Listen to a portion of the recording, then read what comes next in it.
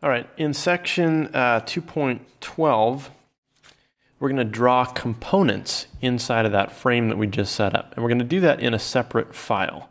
Well, we're actually going to use both files, but we need a new code file. So let's go to our chapter 2 package, right click, choose a new class.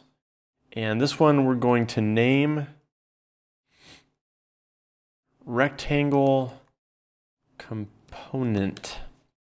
And we do not need a main method for this one. And the reason is the rectangle component is just going to describe how to draw a rectangle shape in a frame. But this class, the empty frame viewer, which is no longer going to be empty, so maybe we should have changed that name, is going to create one of these components and draw it. So we don't need main. Main's going to be in the empty frame class. This class is just kind of a little packaged up method to draw rectangles. And so hopefully that'll make a little more sense as we build it. So we don't need to make a void main method. Click Finish. So the graphics and graphics 2D are required to be able to draw things. And the reason we have one graphics and one graphics 2D is that there's some carryover from older versions of Java. And it was using primitive types as opposed to objects. And so when they kind of developed a more object-oriented approach, we needed to use the 2D version. But since there's some crossover, we need them both. And we have to do a weird kind of step to convert between the two. I'll explain that when we get there. Rectangle, obviously we need because we're going to be drawing rectangle objects. So we need the rectangle class to keep track of X and Y coordinates and height and width. And we need JComponent because components are what frames can draw inside of them. So we're going to create our own custom class, rectangle component, that's going to, it's basically going to be a subclass of JComponent. We're going to extend JComponent so that rectangle component can do all the things that JComponent can do, plus it can draw rectangles as it's kind of its source for drawing stuff. And so that's why JComponent has to be in there. Components are drawn in the frames. Okay, let's get started. First, we have our public class, which is our own custom class called rectangle component. And what we want to do is make it a subclass of JComponent. So we're going to say extends JComponent. Okay, when we use the extends keyword, what that means is our class, which is brand new, we're inventing it, now can use all the features of the JComponent class. And there's some things in there like a method on how to paint into a frame and how to redraw itself every time that gets called. So because we're extending it, we can use that method in our own class. Okay, so that's why we're doing that. All right, let's get into the class. And so that method that I just mentioned, we need to write that in here. So I'm going to do that. Public void paint component. And in the parameters, we create a graphics object, which we will call G. Okay. Now, this method, we're not just inventing this. This is one that is already part of JComponent, and we're just taking control of how it works, and that's how it's designed. So JComponent has a paint component method. Since we are making this sort of a subclass of JComponent, we can have our own paint component. It already knows how it works. We just need to tell it what to draw. Okay, so I'm going to do like the book did. I'm going to put some comments in here. Recovered graphics 2D. And this is referring to this class up here. So you notice here it's a graphics object called G that's been designed to be passed into the paint component. Well, we're going to turn this into a graphics 2D object so we can do more advanced things with it.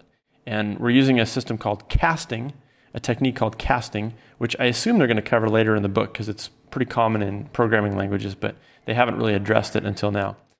So here's how we do that. We'll create a graphics 2D object called G2. And we're going to set it equal to G. The problem is G is a graphics object, and we're creating a graphics 2D object, and those are two totally different things. So in order to take this information and wrap it up into this one, we have to do a cast. And to do a cast, we put in parentheses right in front of G, graphics 2D. Okay, so if I'm the computer, here's how I read this. Take this primitive graphic object, which has just a little bit of information in it, and turn it into a graphics 2D object, which has that kind of information plus some extra stuff that we don't need to worry about.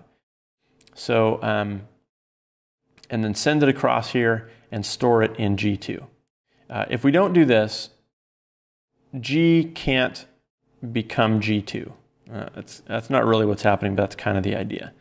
It's kind of like, think of it this way. Graphics 2D is an animal, and graphics is a cat. Okay?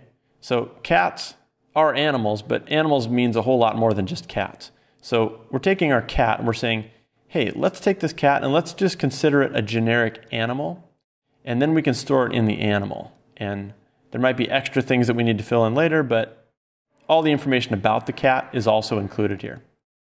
Again, that's a kind of a bad analogy, but it's sort of what's going on. So hopefully that helps. Okay. Now we're going to create a rectangle and draw it. We'll create a new rectangle called box. And we'll start it off at 5 and 10 for X and Y.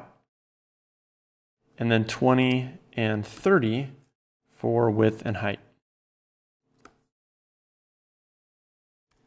And then we'll tell our graphics object, G2, our graphics 2D object, to draw it. And we'll pass box into that parameter. So it's going to draw a box.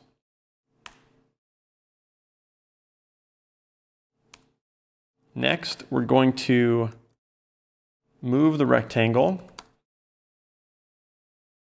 15 units to the right and 25 units down. And we do that by calling the translate method on box. So we say box translate 15, 25.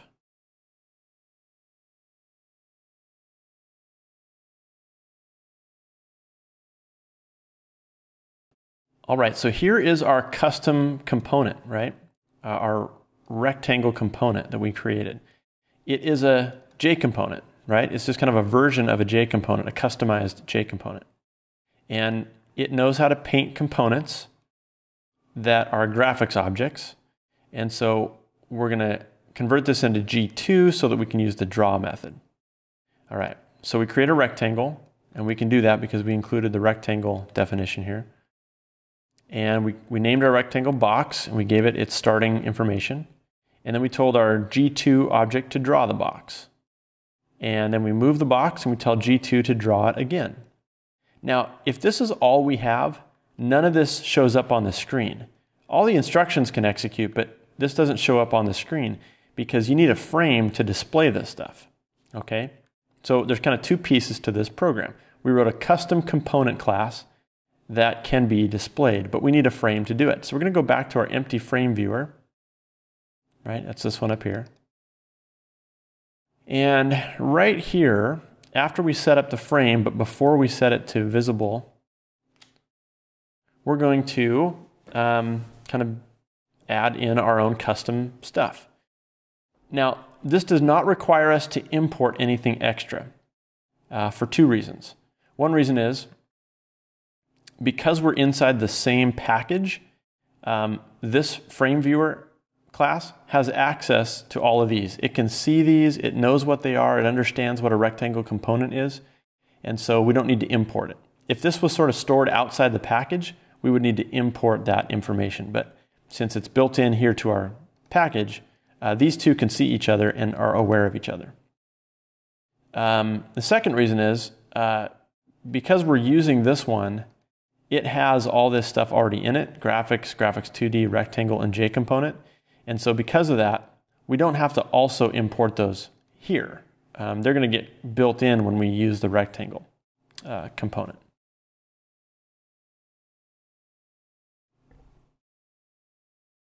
All right, first of all, let's change the title because we can make one that relates more to what we're doing. Two rectangles, exclamation point, because that's exciting. Okay, next, we're going to create a new rectangle component. And we'll name it my component.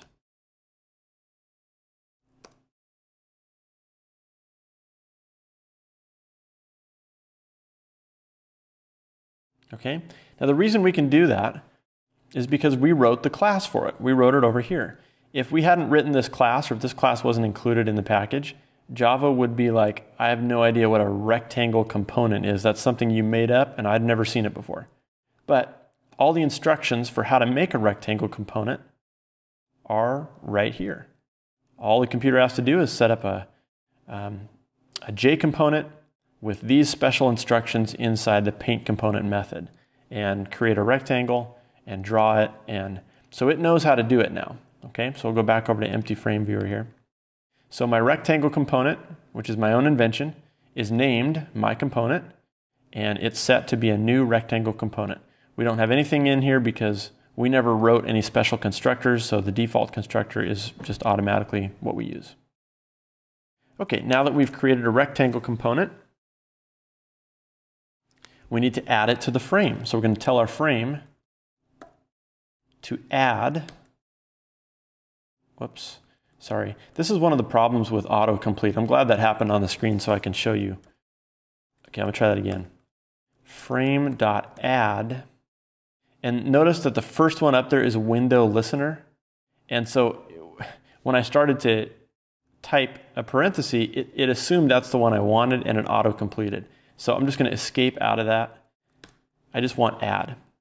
And then I can add components to the frame. And since rectangle component is a JComponent, right? We know that because we said class rectangle component extends JComponent. The frame can see it just like it's a regular JComponent object, which it's built to work with. So it's like it plugs in just like normal. And so we just say my component, and it looks at that and says, oh, this is a rectangle component. What's that? Oh, rectangle components are JComponents. Okay, we can use that. And that's what it does. So we add our component to the frame, and that's it. We set the frame to visible, and now our component gets drawn in the frame, right? Again, all the instructions for how to draw my component come from the rectangle component class. That's over here. So if you want to make changes to how the rectangles look, you've got to do that over here. But making it show up in a frame just means to create a rectangle component and pass it in to the add method. Okay, I'm going to run this. Cross your fingers. You should see two rectangles inside a frame. Success. There we go. There's box, and then we translate it, and there's box a second time. And it draws both at the same time because that's what the component looks like. It draws two things and displays itself. Okay. And so just real quick to show you how to modify that, if we go back into our rectangle component and we translate it, but we don't draw it the second time, then we just get one box. Okay.